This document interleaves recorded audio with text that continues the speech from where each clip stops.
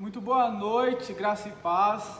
Estamos começando mais um Papo Reto, uma edição muito especial hoje falando sobre identidade presbiteriana, mas antes da gente começar a falar sobre o tema proposto, a gente quer agradecer a Igreja Presbiteriana, a pessoa do pastor Silvio que já está aqui, a mesa administrativa, todos os irmãos. Eu não vou citar porque às vezes eu erro o nome, então que Deus abençoe a mesa administrativa. Se você ainda não conhece o nosso canal no YouTube, vai lá no youtube.com/IPB Valparaíso SP. Lá você vai ter acesso ao IPB News, ao Semeando Esperança, que são devocionais. Você também vai ter outras edições do Papo Reto, você vai ter os nossos cultos e você também vai ter o Cristão e o Dinheiro. Além de tudo isso, você pode nos seguir no Instagram também. Nós estamos lá no @IPB Valparaíso e o nosso Facebook, por onde nós estamos fazendo essa transmissão, é o facebook.com/IPB Valparaíso SP. Boa noite, pastor. Boa noite, Guto. E aí, tudo bom? Tudo na paz de Cristo Jesus? Graças a Deus. Boa noite aos nossos irmãos da IPB Valparaíso. Boa noite a todos aqueles que nos acompanham nas redes sociais, nossos irmãos, amigos. Eu quero também parabenizar e agradecer a Deus pela vida da minha esposa, a irmã Cibele, minhas filhas Sara Bernardino e Rebeca Bernardino. Um beijo no coração de vocês, tudo de bom. Papai ama vocês, tá bom? Pastor, vamos que vamos. vamos. Queria que o senhor falasse brevemente. Hoje a gente vai falar da identidade presbiteriana. Muitas pessoas perguntam assim, né? O que é ser presbiteriano? Gente, a gente está na Igreja Presbiteriana do Brasil, tá ok? Nós não somos a Igreja Presbiteriana Independente. Não temos ligação com a Igreja Presbiteriana Independente, apesar de a única ligação nossa somos irmãos em Cristo, né, pastor Silvio? Mas não é a mesma coisa. A Igreja Presbiteriana Independente é uma outra igreja, com outro jeito de ser, com outras regras. E tudo bem, que Deus abençoe eles lá, mas nós vamos falar da Igreja Presbiteriana do Brasil, por isso que é IPB, Igreja Presbiteriana do Brasil. Pastor, fala um pouquinho pra gente da história, por que tem essa diferença? Ô Guto, você sabia que a Igreja Presbiteriana Independente, ela nasce de um cisma da IPB? Sabia não? Ela nasce de um cisma da IPB, da Igreja Presbiteriana do Brasil, mas isso é uma outra história, nós vamos tratar isso em outro momento. E de fato, por algumas questões lá atrás, né, houve vamos dizer assim, esse desmembramento, esse cisma, e nós temos a Igreja Presbiteriana do Brasil, a Igreja Independente, temos também a Igreja Presbiteriana Reformada, enfim, né? Mas então, Guto, antes da gente começar a falar sobre o assunto, eu quero deixar aqui também para os irmãos um texto em 1 Pedro, capítulo 3, versículo de número 15, que diz assim: antes santificai a Cristo como Senhor em vosso coração, estando sempre preparados para responder a todo aquele que vos pedir razão da esperança que há em vós, né? Então, nós vamos falar um pouco hoje sobre a nossa identidade, né? A identidade da Igreja Presbiteriana do Brasil, não é isso? Isso mesmo. Então, eu não vou seguir, por exemplo, uma linha muito cronológica, né? Mas eu vou... Mais um resumo, né? Mas a gente vai tocar em alguns pontos específicos aqui, como por exemplo, a Igreja Presbiteriana do Brasil, ela é fruto da Igreja Presbiteriana dos Estados Unidos, né? Então, isso nós sabemos que quem planta a Igreja Presbiteriana do Brasil é um missionário americano por nome de Asbel Green Simonton, que chega ao Brasil vindo dos Estados Unidos. Ele se formou no seminário de Princeton. Ele chega ao Brasil em 12 de agosto de 1859. Então, vamos dizer assim que dentro da história da IPB, com Simonton houve uma consolidação, né? Porque nós tivemos outras tentativas de plantação da Igreja Reformada, vamos colocar aqui a Igreja Reformada, no século XVI. A primeira tentativa foi com os calvinistas franceses, João Calvino. Depois houve uma tentativa com os holandeses, né? Os holandeses passaram aqui, eu acredito que 24 anos, inclusive, desenvolvendo um trabalho forte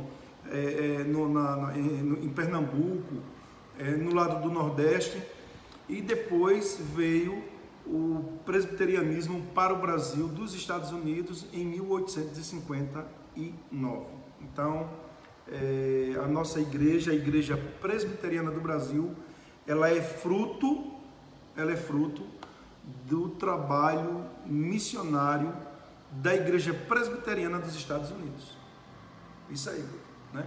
Falando um pouco das diferenças, por exemplo, muitas pessoas que vêm de outras denominações, igual eu vim da Pentecostal, já falei. Quadrangular. Já falei, agora já foi.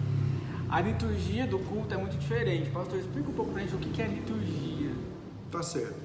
Guto, antes de lhe explicar o que seja a liturgia, antes de falar um pouco sobre a liturgia, deixe-me falar também como surge de fato a igreja presbiteriana. Aonde ela surge? Com quem ela surge? A igreja presbiteriana, ela nasce na Escócia com um pastor, um homem de Deus, por nome de John Knox, né? John Knox, ele é considerado o pai do presbiterianismo na Escócia. Quem foi John Knox? John Knox, ele foi um homem de Deus, um servo de Deus, um homem estudioso. Ele foi aluno de João Calvino, ele estuda com João Calvino, ele tem uma preparação teológica, ele volta para a Escócia, possivelmente ele tenha ido de fato para Genebra, em Suíça, estuda com Calvino, ele retorna para a Escócia e lá ele funda o presbiterianismo, né? Então, a princípio, tem muita gente que diz assim, o que é ser presbiteriano, identidade presbiteriana, DNA presbiteriano. Aí temos o reverendo Marcos André, que escreveu um livro, você pode se aprofundar mais um pouco, vendo ou lendo, comprando o livro do reverendo Marcos André, que é DNA presbiteriano. DNA presbiteriano. Então, a igreja presbiteriana, ela nasce no século XVI, com John Knox, né? Um escocês, e aí o presbiterianismo ele se espalha para os Países Baixos, da Inglaterra com os puritanos, o evangelho vai se espalhando e o evangelho chega até, de fato, ao nosso Brasil, através de missionário Simon. Mas veja, Guto, algumas pessoas, elas acham que quando se faz uma pergunta, por exemplo, elas perguntam assim, o que é presbiterianismo, né? Qual é o sistema, qual é a identidade presbiteriana? Como nós identificamos a identidade presbiteriana? O que é ser presbiteriano? E muita gente responde o seguinte, que o presbiterianismo é uma forma de governo, né? Isso não é presbiterianismo, né? Isso é um aspecto do presbiterianismo, né? A forma de governo, vamos dizer assim, é uma engrenagem em meio a muitas outras engrenagens que formam o presbiterianismo, porque nós sabemos que a igreja presbiteriana, a forma de governo dela, ela é administrada pelos presbíteros, que são os presbíteros docentes, que são os pastores que ensinam, né? E que são os presbíteros regentes que administram a igreja. Então, a igreja presbiteriana, ela é de fato, o presbiterianismo, vamos dizer assim, o pilar da igreja presbiteriana, a identificação é a doutrina da soberania de Deus. Ou seja, a soberania de Deus que diz que Deus ele tem todo o poder, que ele governa, que ele controla todas as coisas. Dentro da soberania de Deus, nós temos a providência de Deus, né? E na providência de Deus temos as causas primárias e as causas secundárias, ou seja, as causas primárias são aquilo que Deus decreta, os seus decretos, as suas normas, os seus princípios que regem toda a humanidade, e as causas secundárias, que também tudo na verdade, não acontece à revelia de Deus. Então, ser presbiteriano, de fato, ser presbiteriano, acreditar, fazer parte do corpo da IPB, da Igreja Presbiteriana, é acreditar na soberania de Deus, que Deus governa todas as coisas, que Deus tem todo o controle nas mãos. Dentro dessa soberania tem a providência de Deus, e dentro da providência tem as causas primárias que Deus decreta. Tudo acontece por conta que Deus decretou, nada foge do seu domínio. A história está caminhando para um propósito determinado por Deus. E tem as causas secundárias, que também estão todas também debaixo do controle e da graça e do poder de Deus, né? Então isso é presbiterianismo. Vamos dizer assim, o presbiterianismo é todo um sistema de governo, né, que envolve ciência, política, filosofia, ética e tantas outras coisas. E todo esse sistema de governo tem Deus como soberano, né?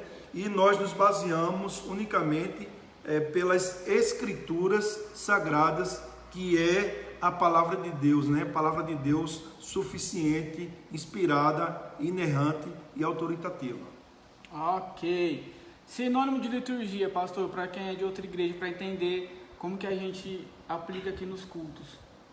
A liturgia da igreja, Guto, o que é a liturgia da igreja? A liturgia é aquilo que acontece no culto, né?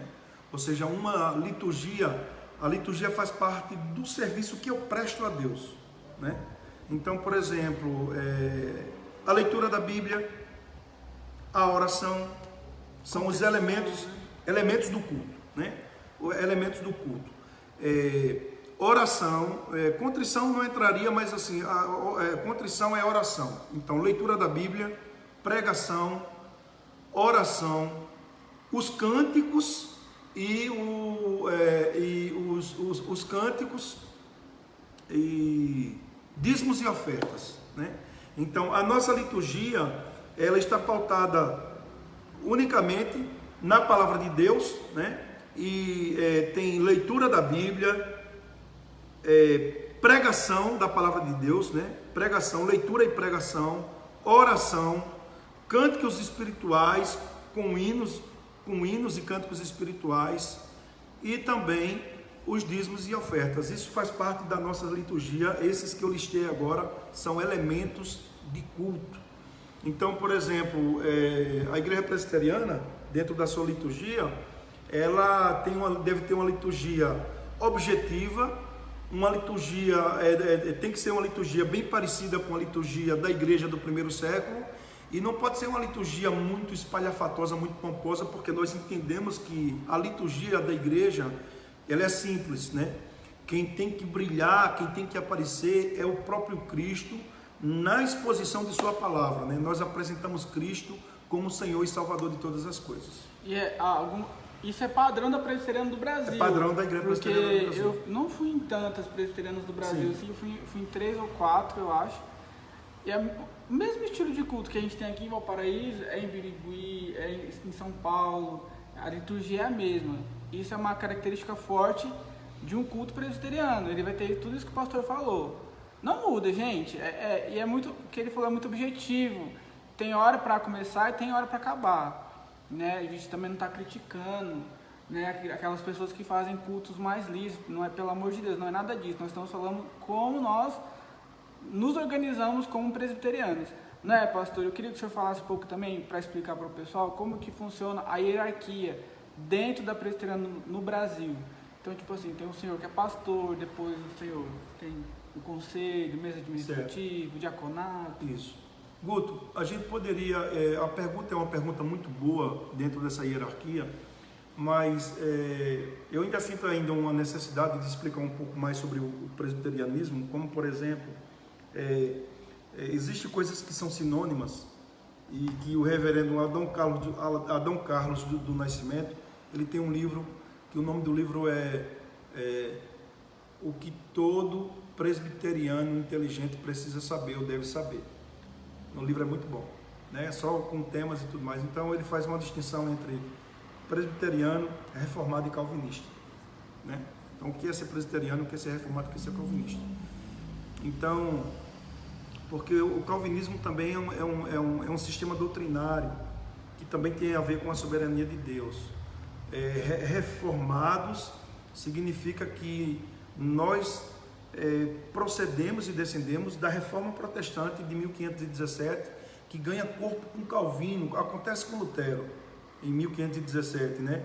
Na Alemanha, na Catedral de Wittenberg, quando Lutero ele coloca, né, afixa na porta da Catedral de Wittenberg as 95 teses, dentre elas a tão conhecida que é a infalibilidade papal, a venda das indulgências e todas aquelas coisas contra a igreja majoritária. Então, calvinismo é sinônimo de biblicismo, né? Muitas pessoas ignoram isso. Então, às vezes, a igreja presbiteriana, as pessoas dizem assim, não é cristão, não é crente, dizem que são calvinistas. Ser calvinista é sinônimo de ser biblicista, porque Calvino foi um homem da Bíblia, um professor, um mestre, um homem das Escrituras.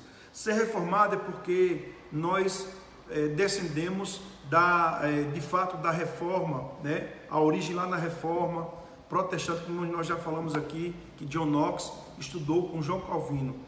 Então, calvinistas, reformados e presbiterianos. Presbiterianos porque a nossa forma de governo, ela vem dos presbíteros, que está nas Escrituras Sagradas, que Paulo discursa aos presbíteros em Atos capítulo 20, né? Aos presbíteros de Éfeso.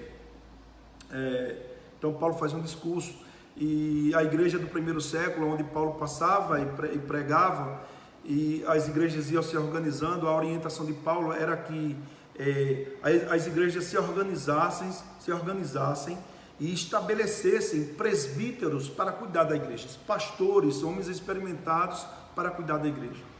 Então, Guto, a igreja presbiteriana, ela tem como a sua principal doutrina a soberania de Deus, né? A providência em suas causas primárias e secundárias, e tem como uma regra de fé e prática as Escrituras Sagradas. As Escrituras Sagradas. Por exemplo, o que foi a Reforma Protestante, né? Porque Reforma Protestante e presbiterianismo, vamos usar aqui como sinônimos, são sinônimos. O que foi a Reforma Protestante?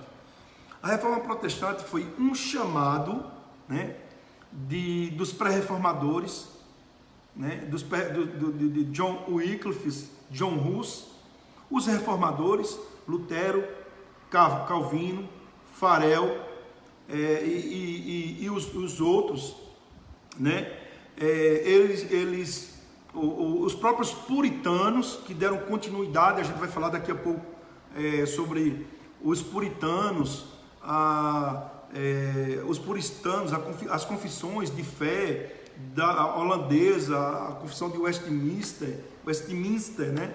O catecismo maior, o breve catecismo, que são exposições fiéis das Escrituras Sagradas. Então, na verdade, o que foi vamos dizer assim, o que foi a Reforma Protestante? Foi esses homens, os pré-reformadores, os reformadores, os puritanos. Eles, na verdade, de forma mais específica, vamos aqui não colocar nem os pré-reformadores, mas os reformadores e os mais conhecidos, né? Os mais conhecidos, Zwinglio, Calvino, Lutero, Farel, John Knox. Eles disseram o seguinte: a igreja, né, nós somos aliancistas e nós acreditamos que a igreja, ela não começa em Atos, a igreja começa com Adão e Eva. Então nós somos aliancistas. A igreja tem seu início lá com Adão e Eva, e aí Deus vem, né? É o Deus do pacto, o Deus da aliança. E a igreja, com o passar do tempo, ela trilhava um outro caminho, saía do caminho da retidão, do caminho estabelecido por Deus. Isso aconteceu com a igreja primitiva, a igreja dos apóstolos, vamos usar esse nome, né? A igreja dos apóstolos, ela se desviou no terceiro século, na verdade, ela se desvia no quarto século, no ano 323, 325, com o imperador Constantino, quando ele oficializa o cristianismo como uma religião oficial do império. A conversão insincera, muitos povos de várias religiões, agora eles entram para o cristianismo, porque antes o cristianismo, eles eram perseguidos, os cristãos eram entregues aos leões, eles eram crucificados de cabeça para baixo, ele era entregue às feras, eles eram decapitados, isso até o início do quarto século, no ano 323, quando o imperador Constantino oficializa o cristianismo como a religião oficial do império. Então agora o cristianismo não poderia ser mais perseguido. O cristianismo agora passou de uma religião perseguida para ser uma religião protegida pelo imperador. O que é que acontece? Todas as outras religiões, elas adentram para dentro do cristianismo. O que os teólogos chamam, o livro lá do Robert Nichols, que é um historiador, um bom livro, o que ele chama de conversão insincera. Todas as outras religiões agora fizeram parte do cristianismo, e daí nasce o catolicismo, né? No quinto século, o primeiro papa é o Papa Gregório, né? do quinto século. Então daí nasce a igreja romana, né? E começa a entrar dentro da igreja cristã as impurezas, o Papa, a infalibilidade papal, né?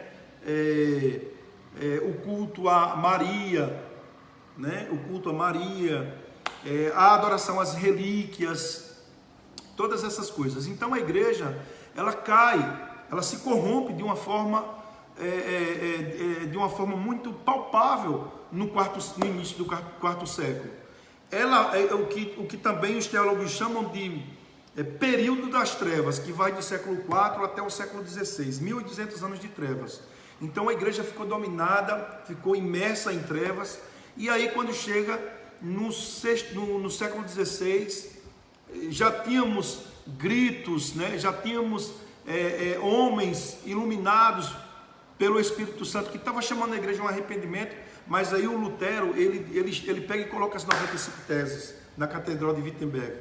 E aí o João Calvino, ele olhando para a Reforma Protestante, né, o João Calvino, é considerado como o maior expoente das Escrituras Sagradas, né, culto, intelectual, fez comentários sobre quase todos os livros das Escrituras, lançou o maior tratado da religião cristã, que é as Institutas de Calvino. É um homem estudiosíssimo. João Calvino olha para a igreja católica e diz: essa igreja está corrompida. Lutero, ele tentou reformar a igreja, mas a igreja era irreformável. Então Calvino diz assim: vamos criar uma nova igreja. Mas aí, Guto, é onde nós voltamos para a palavra de Deus. Então, pegando tudo isso, do século IV ao século XVI, esse período das trevas, e tudo isso que aconteceu, essas impurezas entrando dentro da igreja, tornando uma igreja completamente corrompida, os reformadores, principalmente Calvino, eles disseram o seguinte: olha, as coisas estão girando em torno da igreja. A igreja é o centro agora. E aí os reformadores disseram o seguinte: não, a igreja não pode ser o centro. O centro é Cristo, e Cristo sendo o centro é a palavra. Então veja, o centro é as Escrituras. Quando a igreja cai no quarto século, ela se afastou completamente das Escrituras. Todas as vezes que nós nos afastamos das Escrituras, que nós nos afastamos dos princípios de Deus, que nós nos afastamos das verdades de Deus, dos seus mandamentos, das suas orientações, nós somos imersos em trevas. Então, os reformadores, Calvino disse assim: Cristo é o centro de todas as coisas. A palavra é o centro de todas as coisas. Por isso que o púlpito, ele fica no centro da igreja, porque isso é simbólico para mostrar que a palavra é o centro, que Cristo é o centro. E aí, dentro da nossa identidade presbiteriana, né, tendo Deus como soberano, dentro da sua soberania, existe a sua providência nas causas primárias, que ele decreta todas as coisas, e as causas secundárias, que são as coisas menores, mas que tudo é determinado por ele, nada acontece à revelia do seu poder. Aí nós temos as escrituras sagradas como a regra, a nossa regra de fé e prática. Então, a autoridade máxima em questão de fé para o presbiteriano, para a igreja presbiteriana, o presbiterianismo não são meus sonhos, né? Não são meus achismos. Eu não vou dormir hoje e sonhar com alguma coisa e achar que Deus revelou aquilo para mim por sonhos. A autoridade máxima para o presbiteriano é as escrituras sagradas, a palavra de Deus, de Gênesis a Apocalipse, o cânon fechado, completo, ela é a autoridade máxima em questão de fé. Então, ser presbiteriano é crer na suficiência das escrituras, ter um DNA presbiteriano, é acreditar que Deus nos fala pela instrumentalidade das escrituras sagradas, usando seus servos, né, vocacionados para a pregação da palavra. E quando nós, que somos o seu povo, abrimos a palavra de Deus, nós lemos a palavra de Deus, o Espírito Santo aplica a sua palavra e fala poderosamente ao nosso coração. Então veja, Guto, a gente está montando aqui, eu estou tentando montar aqui, claro que eu não falei em cronologia, né? Não é algo cronológico, organizado, né? Mas eu estou falando aqui que a principal ser presbiteriano, crer na doutrina da soberania de Deus, que é a doutrina mais importante, porque Deus governa tudo, não tem a casualidade, não tem achismo. Isso que está acontecendo aqui para nós, fazendo uma leitura, né? Colocando os óculos das escrituras, essa Covid, todo esse problema, toda essa confusão, essa tormenta que tem acontecido, Brasil e mundo, isso está fora dos decretos e do domínio de Deus de forma nenhuma, né? Deus, ele reina soberanamente. O profeta Isaías, ele diz assim: no ano da morte do rei Uzias, que o rei Uzias foi um grande rei de Israel, no ano da morte do rei Uzias, ou seja, todos os príncipes, todos os reis, todos os governantes, todos os presidentes, eles passam, eles são peregrinos, o seu governo é efêmero, tudo passa rapidamente. Mas no ano da morte do rei Uzias, eu vi o Senhor assentado sobre um alto sublime trono, ou seja, eu vi o rei dos reis, eu vi o Senhor dos senhores, eu vi o rei que governa eternamente, ele está sentado no trono. Então nós presbiterianos, nós não dizemos assim, olha, tem coisas, né, que se eu não fizer, nem Deus faz, né? Olha, eu dependo de Deus e de mim também, né? Porque se eu não fizer, Deus não vai fazer. Queridos, nós sabemos que quando nós fazemos alguma coisa, é Deus que nos concede a habilidade de fazer. Verdade. Né?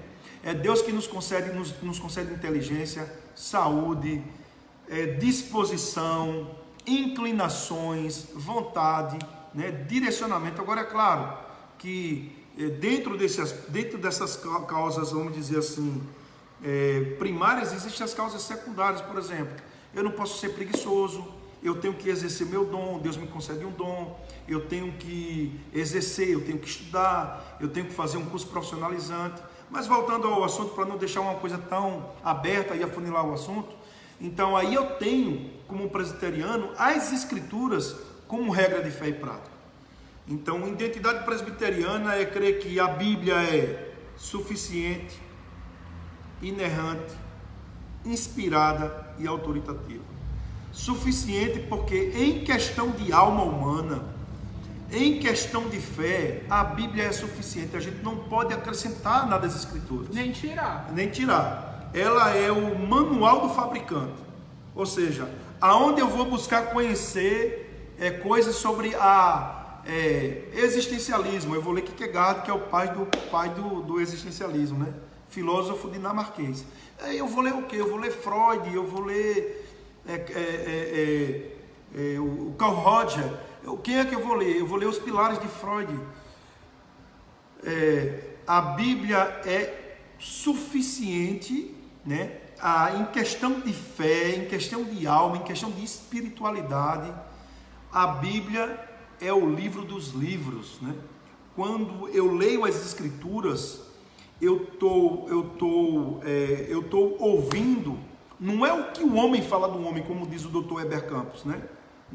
O Dr. Heber Campos tem vários livros, As Duas Naturezas de Cristo, O Ser de Deus e a Sua Providência, um livro que eu li, e um livro muito bom, um livro que tem, sei lá, quase 700, 800 páginas, mas eu li, gostei muito, foi um dos melhores livros que eu li e aconselho, O Ser de Deus e a Sua Providência. O pastor Heber Campos, em suas aulas de sistemática, ele diz o seguinte, em antropologia, ele diz assim, nós não vamos estudar aqui essa antropologia, né? Antros, homem, logia, estudo, né? Estudo do homem. Eu não vou dizer, nós não vamos estudar o que o homem fala do homem, nós vamos estudar o que Deus fala do homem, aquilo que Deus diz sobre o homem.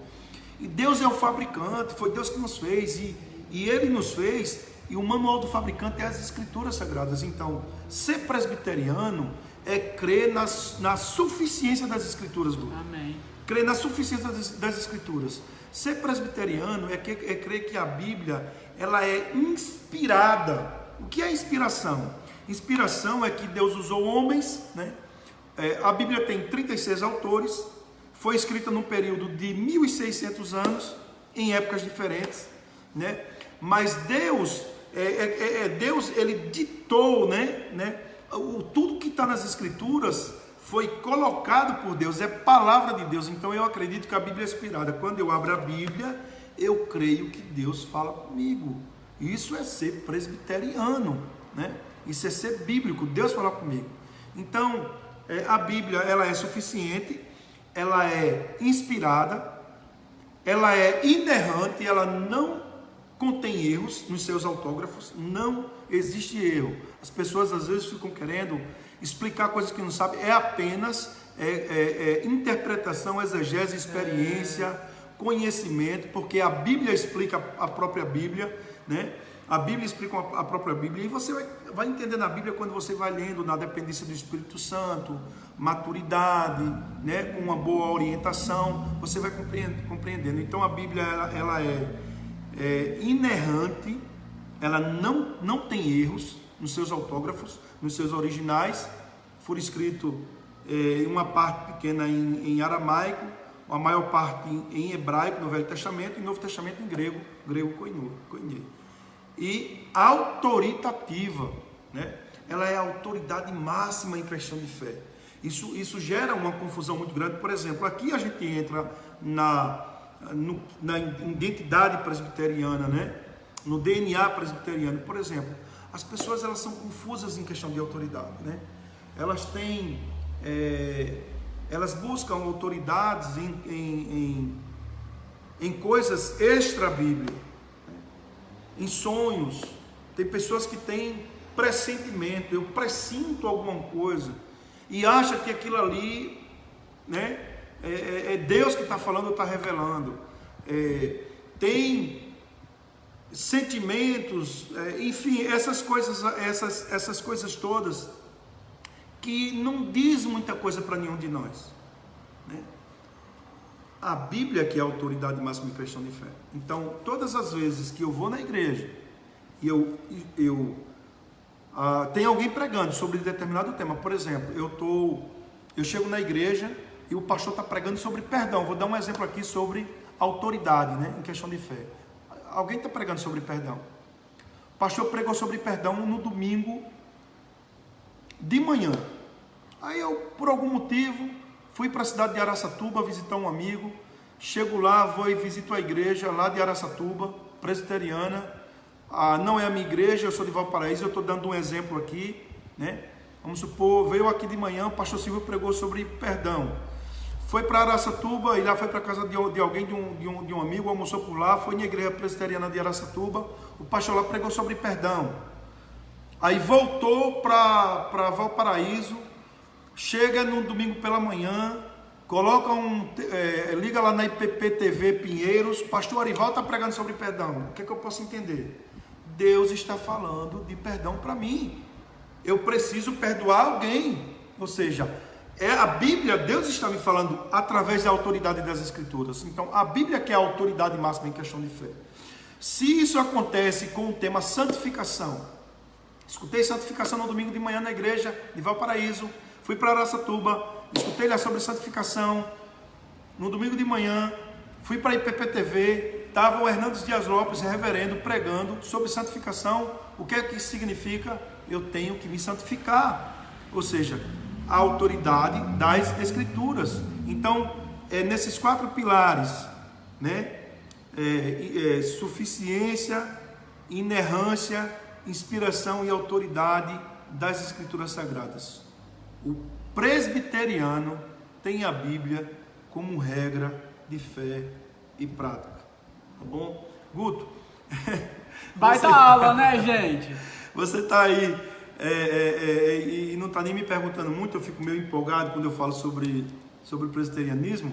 E aí nós teríamos também, Guto, as nossas confissões, os nossos símbolos de fé. Ou seja, o que são nossos símbolos de fé? Né? Os símbolos de fé são as confissões. Confissão de fé de Westminster, Catecismo Maior, Breve Catecismo, Confissão Belga, Confissão Holandesa. Então são todos padrões de fé mas nós da Igreja Presbiteriana, nós adotamos a confissão de fé de Westminster e o Breve Catecismo, e o Catecismo Maior e o Breve Catecismo, né? Então, o que são isso? Pastor Silvio, mas o que é isso? São exposições fiéis das Escrituras Sagradas. Guto, no século 17,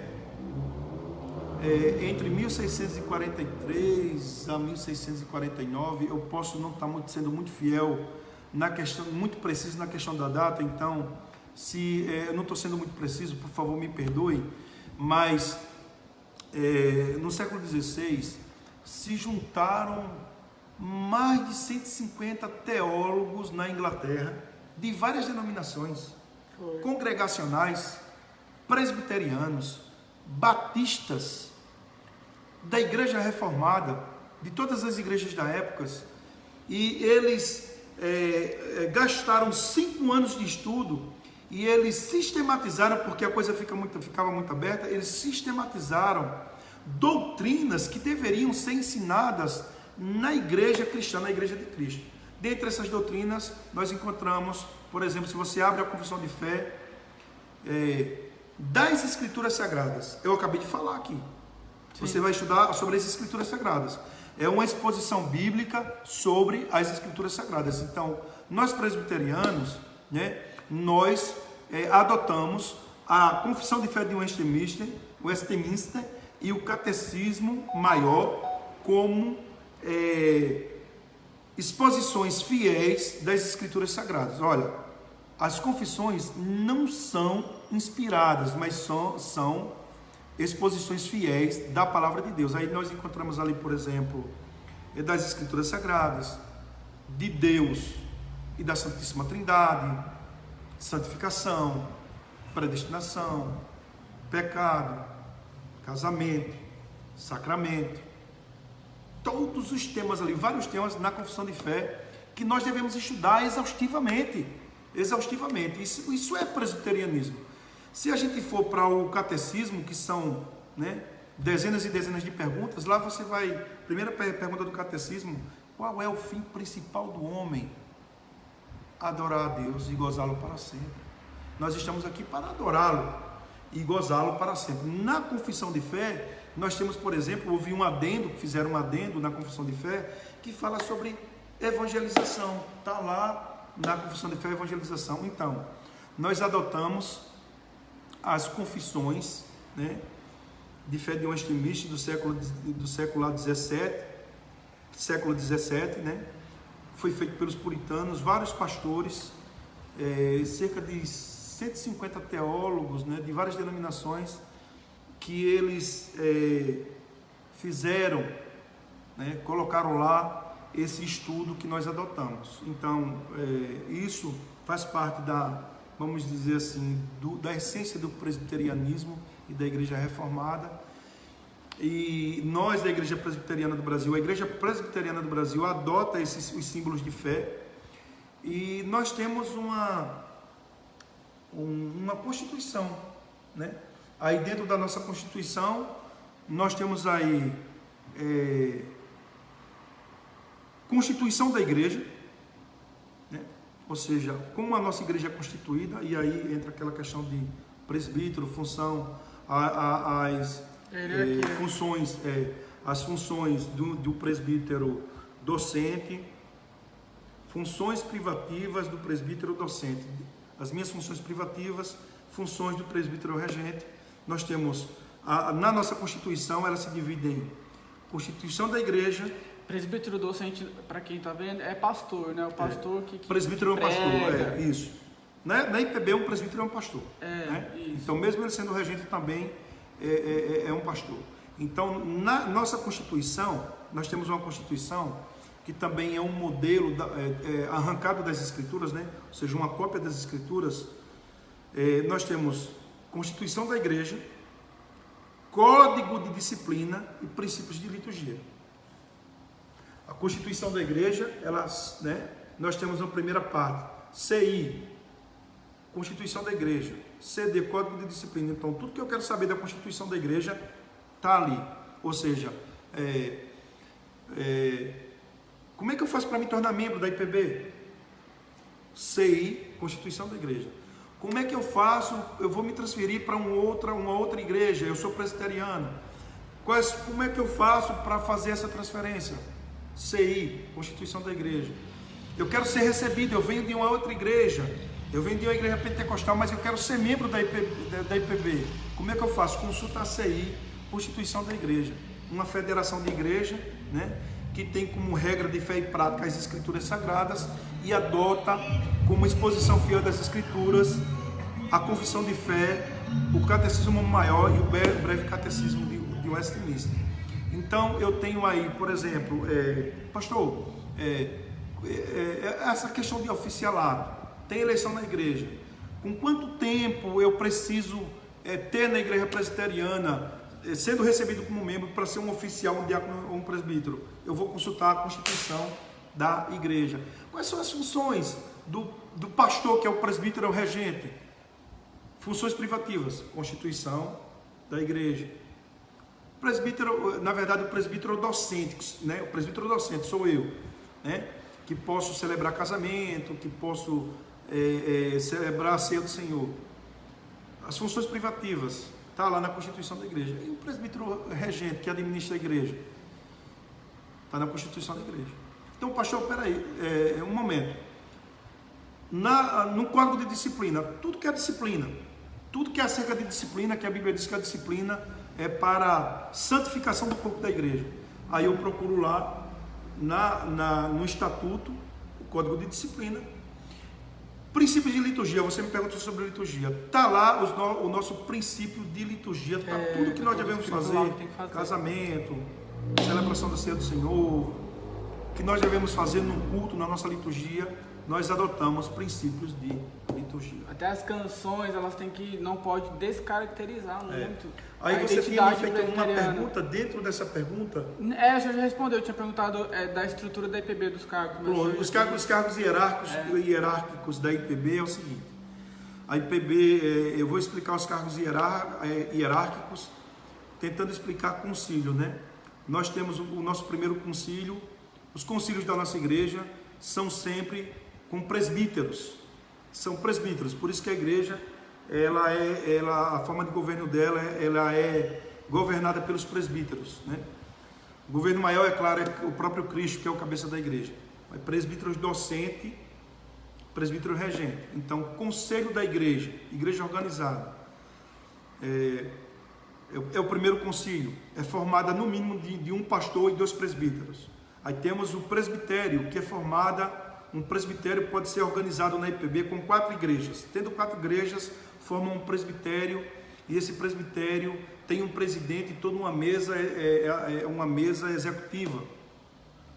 Então, esse presbitério, ele tem jurisdição sobre essas 4 igrejas, e ele vai administrar essas igrejas, né? Ordena pastor, abre campo, seminarista, tudo isso. Temos um sínodo, o sínodo já é a nível de estado, ou seja, nós temos 12 igrejas. Em São Paulo deve ter muitos sínodos, né? Eu acredito que deva ter muitos sínodos no estado. Eu sei que na Paraíba nós tínhamos um sínodo e estávamos para ter um desmembramento, temos 2 sínodos, né? Então o sínodo já é formado por 12 igrejas, no mínimo 12 igrejas, e o sínodo ele administra todo o estado. No estado como São Paulo, que deve ter muitas igrejas, eu vou ficar devendo essa informação, possivelmente tenhamos mais de um sínodo, mas aqui eu estou devendo para vocês. E nós temos o Supremo Concílio, né, que temos o presidente, que a eleição é de 4 anos, e aí é também administrado por presbíteros e pastores, e o Supremo Concílio, ele administra toda a igreja a nível nacional. E pastor, essa eleição não é só lá em cima, aqui, para a gente tem essa eleição também. Para quem vai ser presbítero. Tem, a igreja passa por eleição para pastores, para presbíteros. Não é assim não, viu, gente? Presbitério também tem que ter eleição, presbitério é anual, pastor geralmente entre 3, 4 e 5 anos tem eleição. No Supremo Concílio, de 4 em 4 anos, no presbitério, de 2 em 2 anos. Verdade. E aí, pastor? Então, a hierarquia da igreja é Supremo Concílio, o presidente, sínodo, presidente do sínodo, presbitério, presidente do presbitério, igreja local, primeiro concílio, pastor e os presbíteros. Pastor, né? Dentro da presbiteriana, qual é a diferença do presbítero regente para o diaconato? O presbítero regente para o diaconato. Então, boa pergunta, né? Boa pergunta. Uma parte bem administrativa sobre a questão do oficialato. Guto, o presbítero regente, ele administra a igreja junto com o pastor. Então, o presbítero regente, ele vai cuidar da parte estrutural da igreja no sentido de executar, no sentido de finanças, questões teológicas. Seria o sinônimo de pastor auxiliar. Questões teológicas.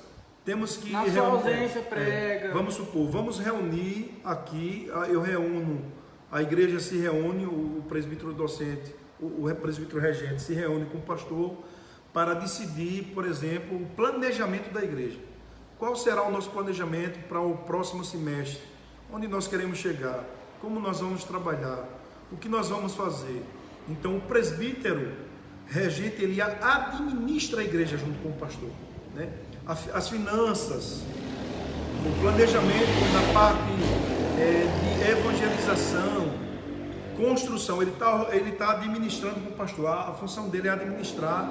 E o presbítero regente, ele tem também uma responsabilidade de, como diz o doutor William Hendrickson, teólogo, ele diz que, fazendo um comentário sobre o presbítero regente e suas funções, ele diz que o presbítero regente, ele tem, em certa medida, ele tem que ter o dom do ensino, né? Ele não tem que ser um professor das escrituras, mas ele tem que ter uma habilidade. Tem que ter habilidade para ensinar, para pregar, porque na ausência do pastor ele vai ter que fazer isso. Ele fará isso. Ele pode tomar por exemplo congregação, pode. Ele é um pregador, ele é um professor. Preparado. É alguém preparado. Já o diácono, a função do diácono na IPB, é cuidar da ordem do culto.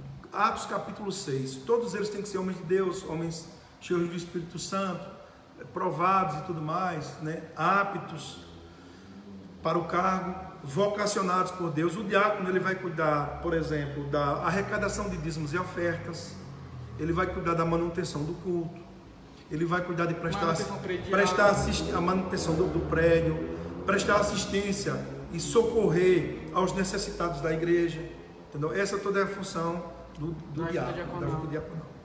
Legal. Gente, vocês podem perceber nessa super aula que o pastor Silvio deu, que a igreja presbiteriana, além de ser muito séria, é uma igreja muito organizada, com muitas regras e todas elas baseadas na Bíblia, por isso que dá certo. Isso. Por isso que não tem dificuldade. Eu caminhando 2 anos e meio, vai fazer 2 anos e meio já, olha, nunca tive dúvida em relação a nada aqui na igreja.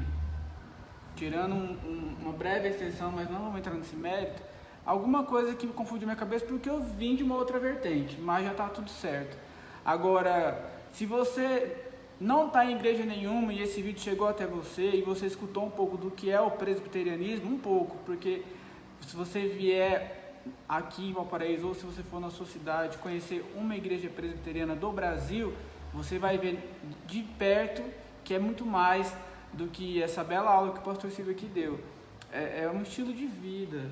É um estilo de vida, você vive... Que envolve o presbiterianismo, que de fato tem a soberania de Deus e nós somos regidos pelas Escrituras Sagradas. Ele envolve toda a vida do ser humano, é toda a vida, não é uma parte da vida. Eu não sou estou aqui na igreja, não. É trabalho, é ética, é filosófico, é política, é tudo. Tudo que eu faço, eu estou regido pelas Escrituras Sagradas, pelos princípios das Escrituras. Já ouvi alguém dizer assim, crente não se envolve com política. Pastor não tem que dar opinião em relação à política. Um crente não tem que falar acerca de política. Por isso que nós estamos na situação que nós estamos, né? Crente não se envolve com roubo, com pecado, com coisas ruins, com coisas erradas. Nós somos o sal da terra e a luz do mundo para darmos sabor a essa terra e para iluminarmos esse mundo que vive nas trevas pela graça e misericórdia de Deus, mostrando que nós somos crentes. Então, já pensou se nós tivéssemos homens comprometidos com a palavra, exercendo os cargos públicos, né, a nível municipal, a nível estadual e a nível federal, se os procuradores, se os juízes, se esses juízes aí dos tribunais do Brasil fossem homens comprometidos com as Escrituras e homens tementes, nós estaríamos na situação que nós estamos. Então, o presbiterianismo e o calvinismo envolve toda a vida do ser humano por completo, e a nossa vida é regida pelos princípios da palavra de Deus. Que traz mudança, que faz com que você realmente viva o que a Bíblia fala que é para você viver. Mudanças na sociedade, diretamente na sociedade. Exatamente. Um calvinista, ele muda a sociedade, ele muda o mundo aonde ele está inserido e envolvido. Para melhor. Tem presbiterianos que estão no governo, na esfera federal aí, brilhando a luz de Cristo, são homens de Deus, estão sim fazendo a diferença. Essa é a diferença, né? A maior diferença que eu percebo da igreja que eu era para a igreja que hoje eu sou e não pretendo mudar é o estudo. Resumindo, é isso. Presbiteriano é uma igreja que estuda. Não estou falando que as outras não estudam, mas a igreja presbiteriana, a maior parte dos cultos, ou todos eles, são ensinos. Mas não é um ensino assim, uma reflexão, não. É um ensino com aplicação. Ele pontua muito bem, o pastor Silvio traz reflexões ótimas, com começo, meio e fim e aplicação. Você sai daqui já com a ferramenta para a semana para você mudar o que você precisa ser mudado.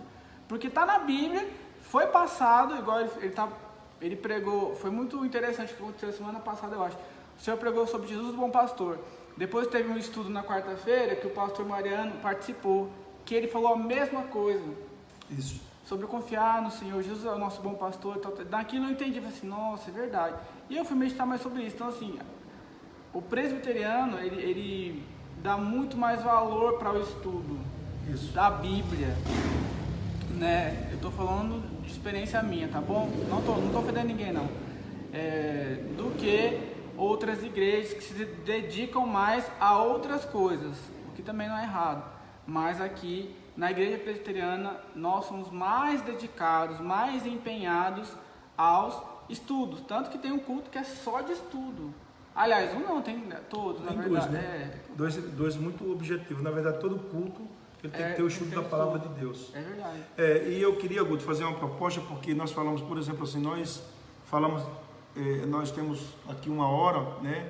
E eu queria fazer uma proposta para que a gente voltasse no próximo programa, ou de hoje a uma semana, ou de hoje a 15, na próxima semana, com o mesmo tema, porque eu queria fazer uma ordem cronológica do que é ser presbiteriano, da identidade presbiteriana, para a gente falar mais de forma cronológica. Hoje nós falamos assim, vamos dizer assim, falamos na soberania de Deus, doutrina principal, das escrituras sagradas, exatamente isso, né? Da doutrina dentro da soberania de Deus, a doutrina da providência, e as coisas primárias e as coisas secundárias, tudo está dentro do governo de Deus. Mas eu queria aprofundar esse assunto, né? Porque tem muita gente ainda que está na igreja presbiteriana, né? E não conhece de fato o que é ser presbiteriano. Que ser presbiteriano é tão somente crer nas escrituras, né? Como palavra de Deus, crer na Bíblia como regra. A Bíblia é a nossa regra de fé e prática. Conhecereis a verdade, e a verdade vos libertará. E qual é a verdade? A palavra. Resumido, é simples. Se você não conhece a igreja presbiteriana, assim que tiver liberado a sua visita pessoalmente, você pode vir aqui na Avenida 9 de Julho. Por enquanto nós estamos aqui na Avenida 9 de Julho 908, mas já, se Deus assim quiser e permitir, nós viraremos aqui a rua e vamos lá para Jeremias Lunardelli, número 863. Tá ficando bonito lá, né? Jeremias Lunardelli, ali na Rua da Pai, por trás ali da Caixa d'Água, no conjunto Jardim Europa.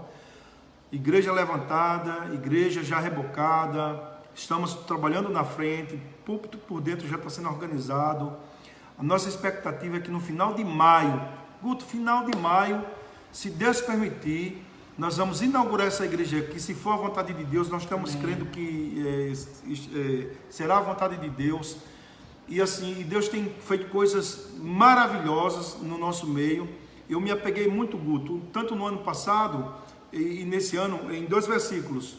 Salmo 84, passando pelo Vale Árido, Fardilha Manancial. Mesmo na pandemia, mesmo a igreja fechada, mesmo com dificuldade, Deus é Deus. Deus está nos fazendo prosperar. Por isso eu quero pedir para você, principalmente que é membro da nossa igreja, se alegre, se anime, se envolva, louve ao Senhor, que logo, logo nós vamos estar num espaço extraordinário, glorificando o nome de Deus. O segundo texto é Neemias, capítulo 2, onde Neemias diz assim: a boa mão do Senhor estava com Neemias, a boa mão do Senhor está conosco. Deus tem aberto portas, nós temos enfrentado lutas, problemas, dificuldades, tribulações, mas a alegria, a vitória, as misericórdias que se renovam a cada manhã estão sendo manifestadas na nossa igreja, naquela construção para a glória de Deus. Então, queridos irmãos, se envolva indo lá. Eu quero orientar aqui os irmãos que vá na igreja, vá ver como é que está a igreja, dê uma olhada. Muitos irmãos vão lá no final de semana, aproveite e vá lá também no meio de semana, passe lá durante a tarde ou pela manhã. Dê uma olhada na igreja. Ontem nós tivemos irmãos, hoje pela manhã, ontem tivemos irmãos lá. Se você ainda não foi, vá lá na igreja, ajude a igreja financeiramente, procure o tesoureiro da igreja, o irmão Fernando Cortez, dê uma oferta. Nós estamos precisando, meus irmãos, construção de igreja em fase de acabamento, vem piso, vem forro, pintura, vem reboco, vem pintura, vem parte elétrica. Olha, irmãos, despesa, e nós precisamos de fato das ofertas, da fidelidade dos irmãos. Procure aí o irmão Fernando Cortez, lá no Facebook você vai encontrar meu telefone, qualquer coisa eu passo contato para ele.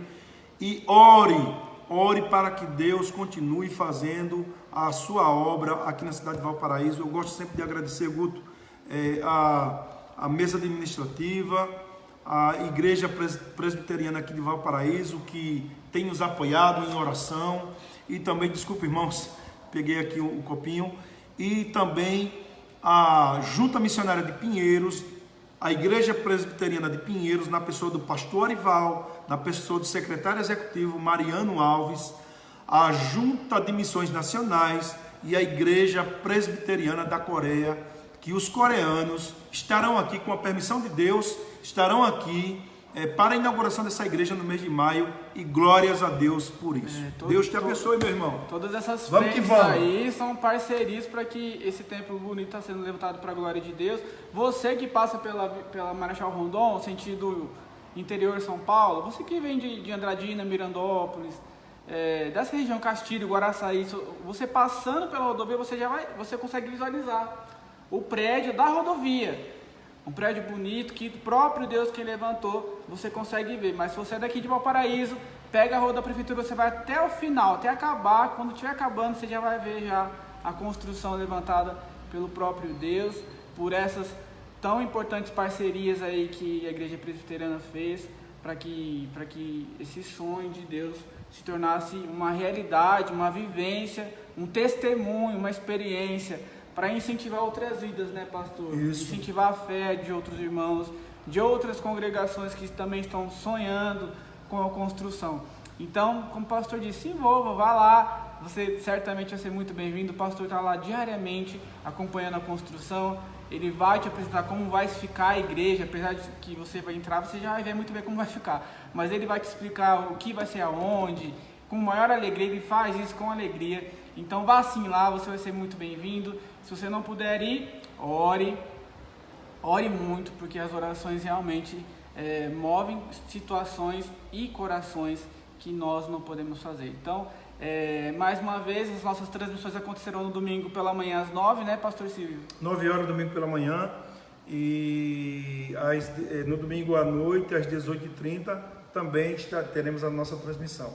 E nós temos novidade, principalmente para os irmãos da igreja, tá bom? A gente está pensando aqui em uma maneira de fazer a escola dominical pelo Google Meet. Isso. Fazer as salas com os seus devidos professores e abençoar os irmãos, porque os nossos membros precisam de estudar a palavra de Deus.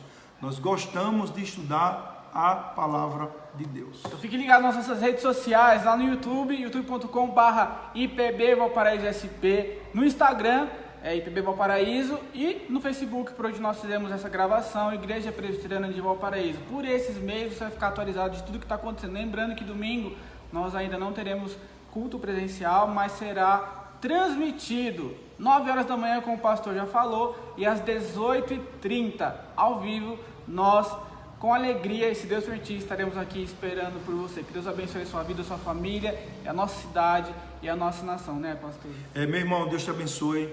Você que é daqui de Valparaíso ou de uma cidade vizinha, que a graça de Deus seja sobre a sua vida, ou em qualquer lugar onde você está, que você vai ouvir, você vai ver, você vai acessar esse vídeo, essa gravação. Que Deus te abençoe.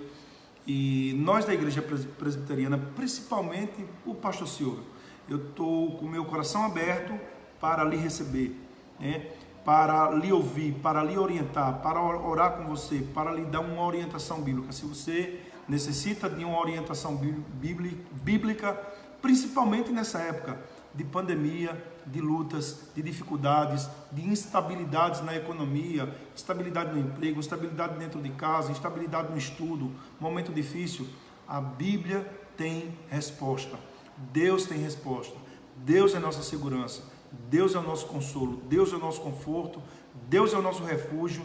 E Deus tem uma palavra para você, tá bom? Nos procure, eu vou ter toda a alegria de ir na sua casa, de lhe visitar. Tenho dito isso aqui para os irmãos da nossa igreja, que podem entrar no meu particular, eu vou na sua casa, vou conversar com você, nós vamos orar juntos, vamos estudar a Bíblia, e Deus tem uma palavra para você, para a sua vida. Então nós estamos aqui de coração abertos, e a Igreja de Valparaíso está de portas abertas para lhe receber. Isso mesmo. Deixar um abração aqui para Rosane Modesto, para Ivonete Araújo, obrigado por acompanhar. Irmã Ivonete, lá da Paraíba, esposa do presbítero Rosendo. Deus abençoe. Deus abençoe. Fui pastor lá da Igreja de Salgado, Rodeador, durante 5 anos. Eita, foi bênção, com certeza. Aqui vai ficar muito mais.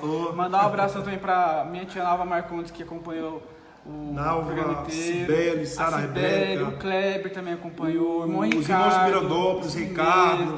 Deus abençoe vocês aí. Jefferson também entrou. Jefferson entrou. Rosane Modesto está assistindo. Isso mesmo. Todos vocês que acessaram vão acessar. Deus abençoe a vida de vocês. Isso mesmo, Deus abençoe. A gente vai finalizar então com uma oração do pastor Silvio. Que Deus te abençoe.